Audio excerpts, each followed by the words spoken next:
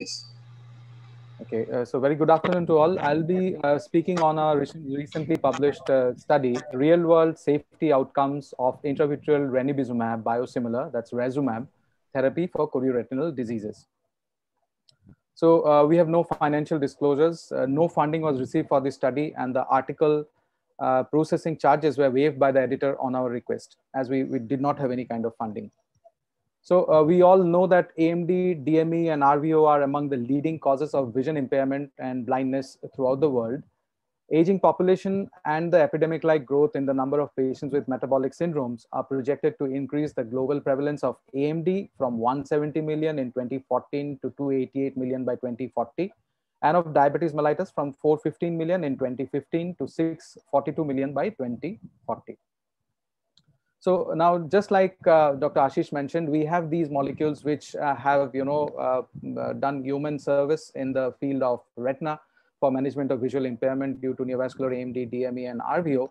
And we have, apart from this, of course, the biosimilars coming in now.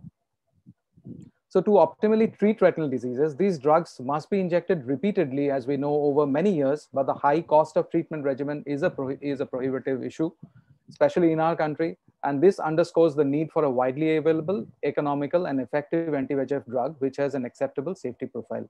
Now, bevacizumab meets most of these criteria, but its use is off-label, and need for compounding increases the infection. On top of it, just like Pramod Bhende sir just mentioned, the COVID situation adds to the issue of, having to give, to multiple patients from the same vial.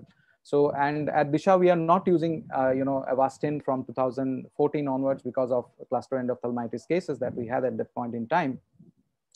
So biosimilar drugs that are structurally and functionally similar to approved biologic agents are important advance in the management of retinal disorders. And Razumab, of course, was the first biosimilar, as has been mentioned, to have been approved by the Drug Controller General of India in 2015. Now, the purpose of the current study was to, it reports the ocular and the systemic safety profile from real-world usage of Razumab at our place, following large number of injections. So this multi-center collaborative retrospective chart review included patients from 15 centers, and eligible patients received Razumab injections between January 2016 and March 2020. And the study was conducted in accordance with Declaration of Helsinki and was approved by the Ethics Committee. Well, the patients with treatable chorioretinal diseases like neovascular AMD, DME, macular edema due to RVO, and as preoperative adjuncts, also Razumab was used. And these were, picked up for the study. The treatment regimen varied. It could be PRN, it could be 3 monthly dosing followed by PRN, or treat and extend from baseline, or 3 monthly doses followed by TNE. So based on the retinal physician's, discretion, as also the underlying diagnosis, and most importantly, the patient acceptability and profile, the actually treatment schedule varied. Now, all injections are performed in operating theater under sterile techniques, as is usually done in India. And povidone iodine 5% was applied to eyes both immediately before and after each injection. After each injection, the patients are followed up on day 2 and at 1 week and at 1 month. And additionally, patients were advised to follow up immediately in case of occurrence of any ocular or systemic adverse events. Now, outcome measures, the adverse events and adverse drug reactions were subclassified as serious or non-serious. And serious adverse events or adverse drug reactions were defined as any events that resulted in death, a life-threatening adverse event, required inpatient hospitalization or prolongation of existing hospitalization, and resulted in persistent or significant disability, incapacity, or a congenital anomaly or birth defect. And events that did not fulfill these criteria were labeled as NSAE or NSADR. So moving on to the results, a total of 31,645 injections were actually given in this period. And out of these, there were 9,406 Razumab injections that were performed, or biosimilar ranibizumab injections that were performed in 6404 eyes. And they had a mean of 55 years, 53% males, 46% females, and a mean of 1.49 injections.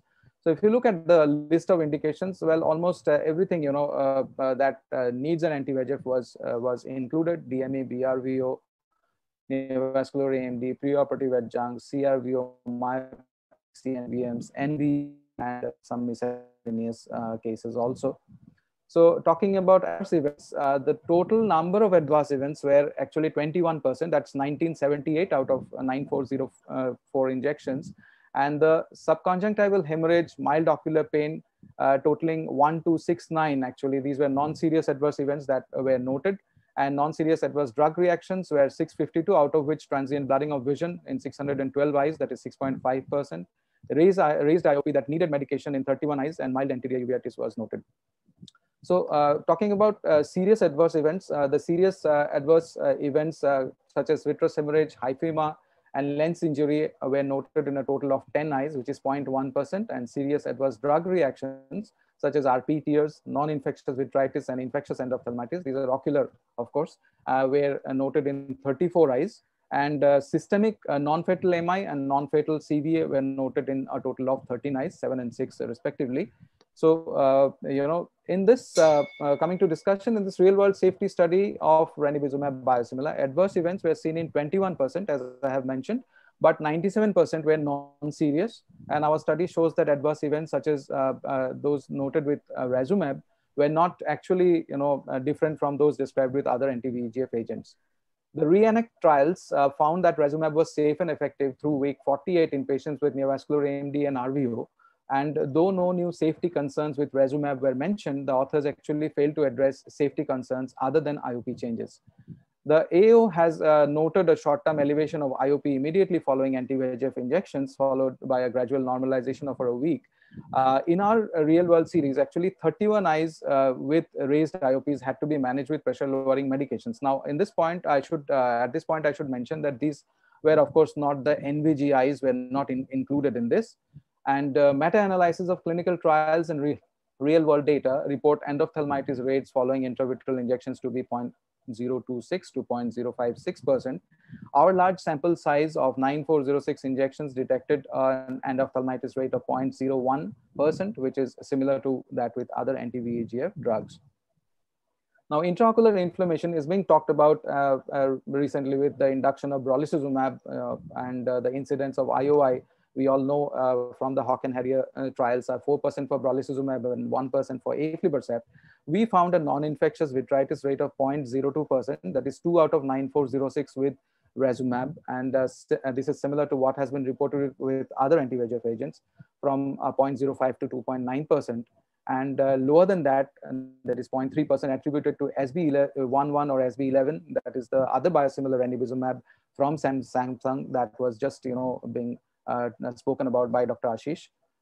Systemic safety of intravitreal anti-VEGFs, of course, remains an unresolved issue, and our study was not actually powered enough to look into this. And as also hardly any trials which have been powered enough to detect a relationship. The reported rates of systemic adverse events associated with intravitreal anti-VEGF therapy ranges from 0.6 to 13%.